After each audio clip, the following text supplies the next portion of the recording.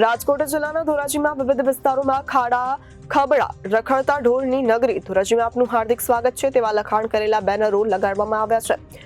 પ્રમુખ ધોરાજી શહેર કોંગ્રેસ સમિતિ દ્વારા ધોરાજીના સરદાર ચોક અને શાહજી કોમ્પ્લેક્સ નજીક અને પ્રશાંત પેટ્રોલ પંપ નજીક આમ 3 વિસ્તારમાં બેનરો લગાવવામાં આવ્યા છે।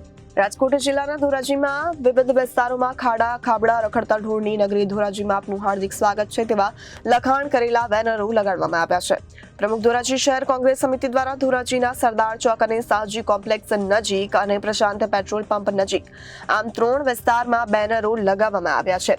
ધોરાજીના વિસ્તારમાં ખાડાઓ બસમાર હાલતમાં છે અને સામ્રાજ્ય ખડકાયેલું હોય ત્યારે શહેરના વિવિધ વિસ્તારમાં રખડતા ઢોરોનો ત્રાસ હોય ત્યારે પ્રમુખ ધોરાજી શહેર કોંગ્રેસ સમિતિ તેને લઈને અનેક વખત રજૂઆત અને કાર્યક્રમ પણ કર્યા પણ તંત્રને કોઈ પણ પ્રકારની અસર થઈ નથી। જેથી આજરોજ પ્રમુખ ધોરાજી શહેર કોંગ્રેસ સમિતિ દ્વારા ધોરાજીના વિવિધ વિસ્તારમાં તંત્રને જગાડવા માટે બેનરો લગાડવામાં આવ્યા છે।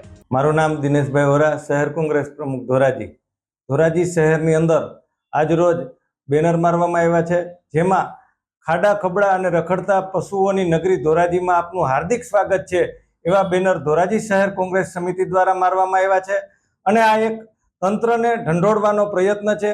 અગાઉ અનેક વખત આ તંત્રને આંધળા બહેરા અને મૂંગા તંત્રને ઢંઢોળવાનો પ્રયત્ન કરેલ છે, છતાં પણ આ બાબતે કોઈ કાર્યવાહી કરવામાં આવતી નથી। રખડતા પશુઓને પકડવામાં આવતા નથી અને જે રોડ રસ્તાઓ ખાડા ખબડાવાળા થઈ ગયા છે તેને સુધારવામાં આવતા નથી।